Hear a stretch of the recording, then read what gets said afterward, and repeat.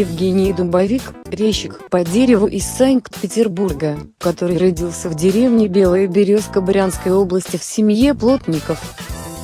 На протяжении нескольких поколений его предки работали с деревом. Дед строил корабли, прадед мельницы и церкви, отец занимался производством мебели. Но теперь здания строятся из стекла и бетона, а корабли – из металла.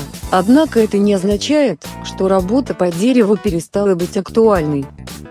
Скорее, наоборот. Деревянные изделия сейчас ценятся очень высоко. В настоящее время Евгений Дубовик занимается резьбой по дереву, создавая невероятные картины, иконы, предметы декора и другие произведения искусства.